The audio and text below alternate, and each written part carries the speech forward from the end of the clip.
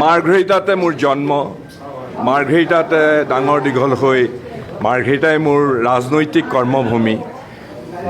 মাৰ্ঘেৰিটাৰ লগত মোৰ সদায় আত্মিক, মাৰ্ঘেৰিটাৰ লগত যিটো কয় নাৰীৰ সম্পৰ্ক, নাৰী মানে এম্বিলিকেল কৰ্ড। গতিকে মাৰ্ঘেৰিটা মোৰ সদায়েই জন্মভূমি, সদায় থাকিব। আৰু আজি গোটেই অসমখনেই মোৰ ঘৰ। নগাঁও মোৰ, ময়ো নিজে এজন নগঞা এতিয়া, কিন্তু মাৰ্ঘেৰিটাৰ টানটো সদায় থাকিব। গতিকে আজি মই মাৰ্ঘেৰিটালৈ এইবাৰ লোকসভাৰ দ্বিতীয়বাৰৰ বাবে নগাঁৱৰ পৰা সাংসদ নিৰ্বাচিত হোৱাৰ পিছত এই পোনপ্ৰথমবাৰৰ বাবে মই মাৰ্ঘেৰিটালৈ আহিছোঁ। স্বাভাৱিকতে আমাৰ গোটেই কংগ্ৰেছ পৰিয়ালৰ আমাৰ যিসকল সকলো লোক আছে, সকলো আজি আহিছে। আৰু এইটো মোৰ বাবে এটা স্বৰ্গীয় অনুভূতি। সঁচা কথা ক'বলৈ নিজৰ পৰিয়ালৰ মানুহবিলাকক লগ পাই যেনেকৈ খুব উৎফুল্লিত হোৱা যায়, মনটো প্ৰশান্তিৰে ভৰি পৰে, আনন্দৰে ভৰি পৰে। গতিকে আজি সেয়াই মোৰ অনুভৱ। মাৰ্ঘেৰিটাত কিছুদিনৰ পৰা এটা চৰ্চা চলিছে, 2026ত আপোনাৰ বৰপুত্ৰ ইয়াৰ পৰা প্ৰতিদ্বন্দ্বিতা কৰিব বুলি এটা চৰ্চা। সেইটো কথা অমূলক, সেইবিলাক কথা কোনেও ভবা নাই। মই নাজানো এইবিলাক কোনে উলিয়াইছে।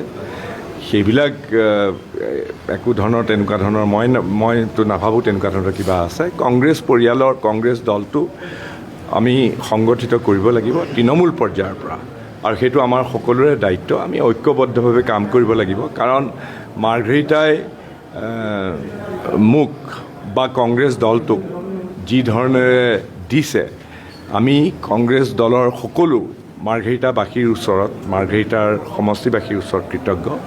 আমাৰ এতিয়া প্ৰাথমিক আৰু প্ৰথম দায়িত্ব হ'ল চবৰে আমি তৃণমূল পৰ্যায়ৰ পৰা আকৌ নিজকে সংগঠিত কৰিব লাগিব।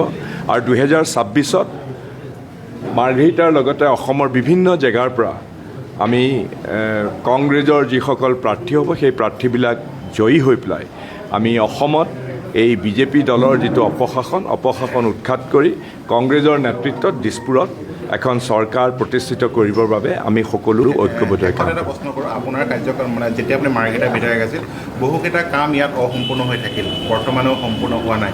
এই ক্ষেত্ৰত আপোনালোকে বিৰোধী হিচাপে কি ধৰণৰ ব্যৱস্থা গ্ৰহণ? প্ৰথম কথা হ'ল, বিজেপি দলৰ যিজন বিধায়ক বা বিজেপি দলৰ যিসকল লোক আছে, তেওঁলোকৰ চৰকাৰ আছে, কিন্তু তেওঁলোকে মাৰ্ঘেৰিটাৰ ঐতিহাসিক যিটো ভূমিকা, অসম বুৰঞ্জীত বা অসমত আমাৰ জাতি গঠনত যিটো আমাৰ ঐতিহাসিক এটা ভূমিকা আছে, সেই ভূমিকা তেওঁলোকে চাৰিওফালৰ পৰা চূৰমাৰ কৰিছে।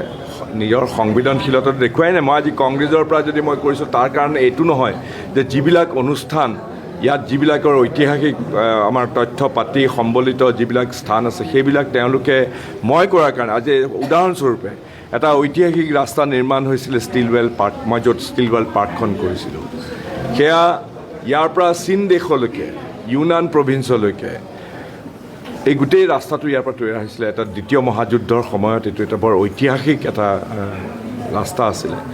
সেই তাত ষ্টিলৱেল যিখন পাৰ্ক য'ৰ পৰা আৰম্ভ হৈছিলে, সেইখন মই বনাইছিলোঁ। কিন্তু এতিয়া মোক কৈছে যে বিজেপি দলৰ বিধায়কজন অহাৰ পিছতে তেওঁৰ বুৰঞ্জীৰ প্ৰতি, আমাৰ ইতিহাসৰ প্ৰতি তেওঁৰ কোনো শ্ৰদ্ধা নাই। ঠিক তেনেধৰণে যিবিলাক অনুষ্ঠান আমি গঢ়ি তুলিছিলোঁ, 9 মাইল 10 মাইলত আমি যিটো আন্তঃৰাষ্ট্ৰীয় বাণিজ্য কেন্দ্ৰ এটা স্থাপন কৰিছিলোঁ,